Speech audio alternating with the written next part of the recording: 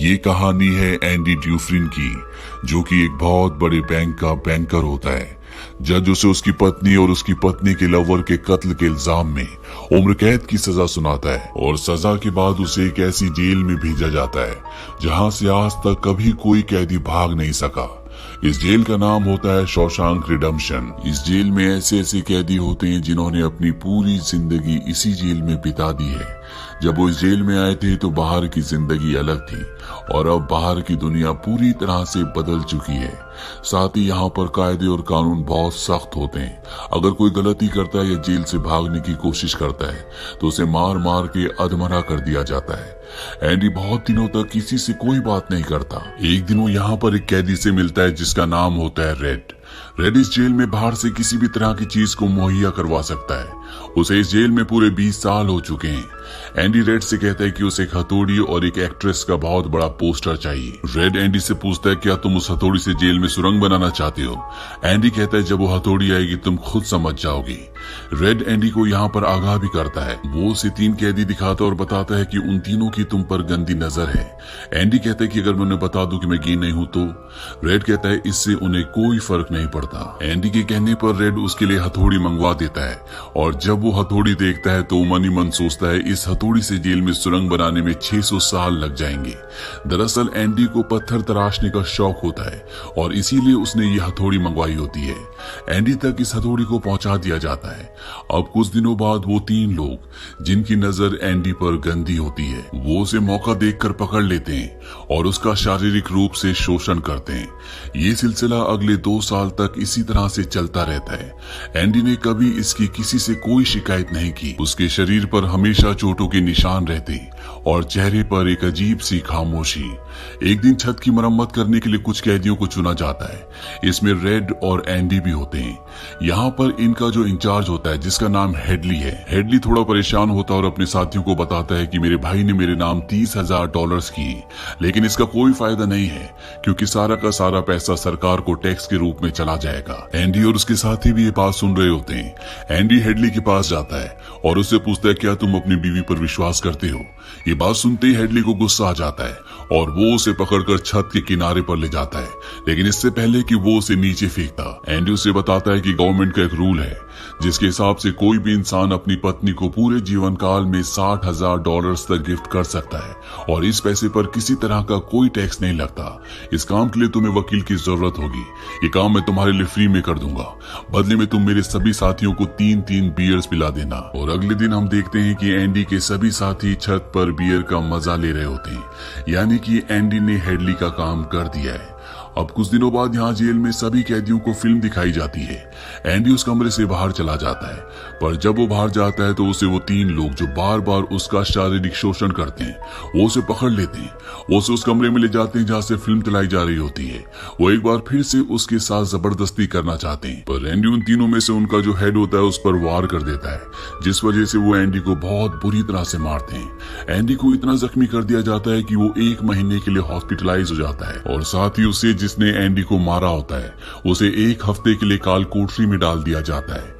1 हफ्ते बाद जब वो वापस अपने सेल में जाता है तो वहां पर वही ऑफिसर होता है जिसका एंडी ने $30,000 का टैक्स बचाया था। वो ऑफिसर उस आदमी को इतनी बुरी तरह से मारता है कि वो हमेशा के लिए अपंग हो जाता है। अब कुछ दिनों के बाद इस जेल का जो वार्डन होता है वो एंडी के सेल में आता है और उसके सेल की तलाशी करवाता है। दरअसल तलाशी एक बहाना होता है। उसके ऑफिसर ने उसे बताया होता है कि किस तरह से एंडी ने उसके $30,000 का टैक्स बचाया, इसीलिए वो एंडी से मिलना चाहता है। एंडी के हाथ में बाइबल होती है जिसे वो ले लेता है। उसे भी बाइबल पर बहुत विश्वास है। एंडी के सेल के अंदर बहुत सारे एक्टर्स के फोटोज होते हैं और साथ ही एक एक्ट्रेस का बहुत बड़ा पोस्टर भी। वार्डन कहता है वैसे तो मैं अलाउ नहीं करता, पर कभी कभी इसे नजरअंदाज किया जा सकता है। दरअसल सबसे हैरानी की बात ये होती है कि वार्डन को वो हथौड़ी नहीं मिलती जो एंडी ने रेड से मंगवाई थी। वार्डन यहाँ से निकल जाता है, पर कुछ ही पल बाद वो लौट कर आता है और उसके हाथ में जो एंडी की बाइबल होती है वो उसे लौटाते हुए कहता है कि मुक्ति इसी में है। वार्डन एंडी से इम्प्रेस होता है, इसीलिए वो उसे अपने ऑफिस में बुलाता है और उसे असिस्टेंट लाइब्रेरियन बना देता है। लाइब्रेरी में एक बूढ़ा आदमी होता है जो कई सालों से लाइब्रेरी को संभाल रहा है और एंडी को उसके अंडर काम करना है। साथ ही एंडी यहाँ पर दूसरे ऑफिसर्स की ITR भरना भी शुरू कर देता है। जैसे जैसे साल बीतते हैं एंडी के पास काम बढ़ता ही चला जाता है। उसे एक असिस्टेंट की जरूरत पड़ती है और वो अपना असिस्टेंट अपने सबसे अच्छे दोस्त को, जिसका नाम रेड है, उसे बनाता है। धीरे धीरे इसी तरह से वक्त बीतता चला जाता है और एक दिन लाइब्रेरियन जिसके अंडर एंडी काम करता है वो एक आदमी की गर्दन पर चाकू लगा देता है। दरअसल सरकार ने उसकी सजा माफ कर दी है पर वो इस जेल को छोड़कर नहीं जाना चाहता। आज उसे इस जेल में पूरे 50 साल हो चुके हैं। ये जेल की दुनिया ही उसकी असली दुनिया है और उसे लगता है कि अगर उसने किसी का खून कर दिया तो उसकी सजा बढ़ जाएगी और उसे इसी जेल में रखा जाएगा। पर एंडी और रेड के समझाने पर बूढ़ा लाइब्रेरियन ब्रूक्स उस आदमी को जिसकी गर्दन पर उसने चाकू लगाया होता है उसे छोड़ देता है। जेल से छूटने के बाद लाइब्रेरियन ब्रूक्स को सच में बहुत अजीब लगता है। 50 सालों में बाहर की दुनिया की रफ्तार बहुत बढ़ गई होती है। जहाँ सड़क पर पहले एक गाड़ी दिखती थी अब सड़कों पर गाड़ियों की भीड़ है और इस भीड़ भाड़ की तेज रफ्तार वाली जिंदगी में ब्रूक सरवाइव नहीं कर पाता और वो अपनी जान दे देता है। वही जेल में दिखाया जाता है जहाँ पर वार्डन एक नया प्रोग्राम शुरू करता है। इस प्रोग्राम का नाम होता है इन आउट। इस प्रोग्राम में जेल के कैदियों को बाहर ले जाकर काम करवाया जाएगा ताकि उन्हें पता चल सके कि मेहनत से पैसे कैसे कमाए जाते हैं। पर इस प्रोग्राम के जरिए वार्डन को बहुत सारे कॉन्ट्रैक्ट मिल जाते हैं क्योंकि जेल के कैदियों की लेबर बहुत सस्ती होती है। वार्डन बहुत सारे पैसे बना लेता है पर उसका ये पैसा ब्लैक का होता है। एंडी उसकी इसमें मदद करता है। वो उसका पार्टनर एक ऐसे आदमी को बनाता है जो इस दुनिया में है ही नहीं, यानी कि वो रैंडल स्टीवंस के नाम के नकली डॉक्यूमेंट्स बनाते हैं और उसके अकाउंट में सारा पैसा ट्रांसफर कर देते हैं ताकि अगर कल को पुलिस को पता भी चल जाए तो पुलिस एक ऐसे आदमी को ढूंढ रही होगी जो इस दुनिया में कभी पैदा ही नहीं हुआ। अब यहाँ जेल में एक नया कैदी आता है जिसका नाम टॉमी होता है। टॉमी बहुत यंग होता है। वो आज तक कई जेलों में जा चुका है पर जब उसे पता चलता है कि एंडी ने आज तक कई लोगों की मदद की है तो वो उसके पास जाता है और उसे कहता है कि वो अपनी हाई स्कूल की पढ़ाई पूरी करना चाहता है ताकि जेल से निकलने के बाद वो अपनी बीवी और अपने बच्चे के साथ एक अच्छी जिंदगी जी सके। एंडी इसमें उसकी मदद करता है। एक दिन टॉमी रेड के पास जाता है, उससे पूछता है कि एंडी बहुत इंटेलिजेंट है, वो इस जेल में क्या कर रहा है। रेड उसे बताता है कि उसने अपनी पत्नी और अपनी पत्नी के लवर का कत्ल किया था। वो एक बहुत बड़ा बैंकर था। ये सुनकर टॉमी पूरी तरह से शांत हो जाता है और अगले पल टॉमी के सामने एंडी और रेड होते हैं। टॉमी उन दोनों को बताता है कि एक बार वो एक जेल में गया था जहाँ पर उसे कैदी मिला था। उस कैदी ने बताया कि एक रात को एक घर में चोरी करने गया। उस घर का ओनर जाग गया और उसने ओनर को और उसकी पत्नी को गोली मार दी। बाद में उसे पता चला कि वो दोनों पति पत्नी नहीं थे बल्कि लवर थे। वो औरत एक बहुत बड़े बैंकर की पत्नी थी और उस बैंकर को उसकी पत्नी और उसकी पत्नी के लवर के कत्ल के इल्जाम में गिरफ्तार कर लिया गया। यहाँ हमें पता चलता है कि एंडी बेगुनाह था। ये सब जानने के बाद एंडी वार्डन के पास जाता है पर वार्डन जानबूझकर उसकी बातों पर विश्वास नहीं करता क्योंकि एंडी वो इंसान है जो उसके काले पैसों को व्हाइट में बदलता है। वो उसके सारे राज जानता है। एंडी उसे इनडायरेक्टली धमकी देता है कि मैं तुम्हारे काले पैसे के बारे में किसी को नहीं बताऊंगा। इस बात से वार्डन को गुस्सा आ जाता है और वो एंडी को 1 महीने के लिए काल कोठरी में डाल देता है और साथ ही टॉमी जिसकी गवाही से एंडी रिहा हो सकता है, वार्डन उसे गोली मरवा देता है। इसके बाद वो एंडी के पास जाता है और उसे कहता है कि टॉमी ने भागने की कोशिश की थी इसीलिए उसे गोली मार दी गई। एंडी जानता है कि वार्डन झूठ बोल रहा है। वो कहता है कि आज के बाद मैं तुम्हारा काम कभी नहीं करूंगा। वार्डन कहता है कि इसे 1 महीने और काल कोठरी में रखो। आज तक किसी को भी इतने लंबे समय तक काल कोठरी में नहीं रखा गया। अब काल कोठरी में पूरे 2 महीने गुजारने के बाद जब एंडी बाहर आता है तो रेड उसके पास आता है। एंडी रेड से पूछता है क्या तुम कभी इस जेल से बाहर निकल पाओगे। रेड कहता है शायद जब मैं बहुत बूढ़ा हो गया हूँ और मेरे दिमाग ने काम करना बंद कर दिया हो तब। एंडी कहता है कि मैं यहाँ से निकलकर जिवातिन्योर जाऊंगा। ये मैक्सिको में समंदर किनारे एक बहुत खूबसूरत जगह है। कहा जाता है कि इंसान अपने आप को यहाँ पर खो देता है। मैं वहाँ पर अपना रेस्टोरेंट खोलूंगा, समंदर किनारे अपनी नाव को रिपेयर करूंगा और दोस्तों के साथ गहरे समंदर में मछली मारने के लिए निकल पड़ूंगा। रेडी सुनकर परेशान हो जाता है। वो कहता है कि उम्मीद बहुत खतरनाक चीज होती है, ये इंसान को पागल तक कर देती है। तुम्हें सच्चाई की दुनिया में वापस लौटना होगा, मैक्सिको यहाँ से बहुत दूर है।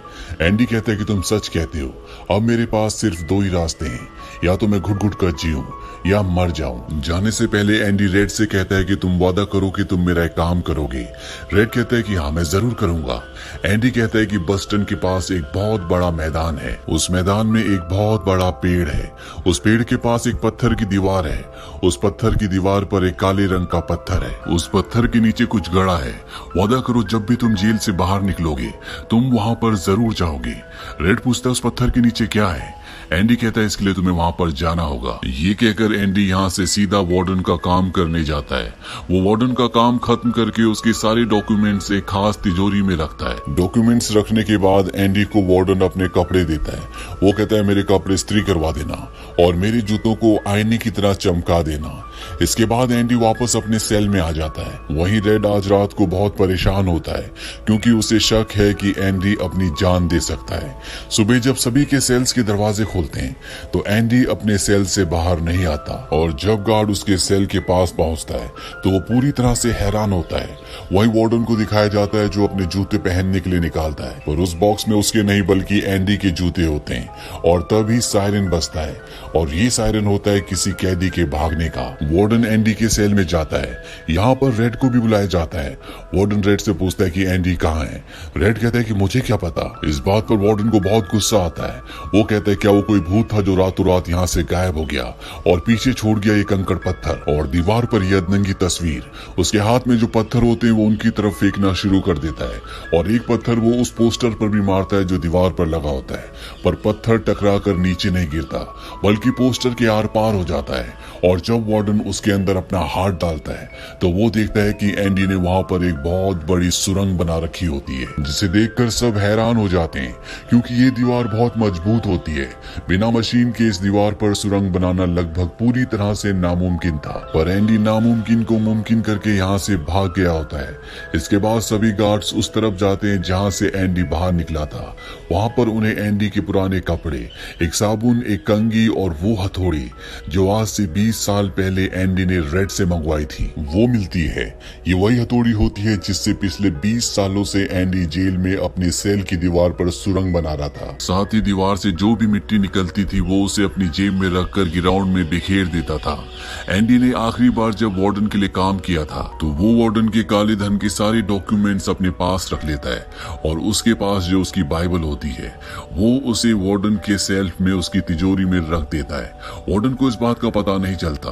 साथ ही वार्डन ने अपने कपड़े जो उसे प्रेस करने के लिए दिए थे, एंडी उन कपड़ों को अपने कपड़ों के अंदर पहन लेता है। साथ ही उसके जूते जो वार्डन ने उसे पॉलिश करने के लिए दिए थे, एंडी उन्हें पहनकर वहां से निकल जाता है।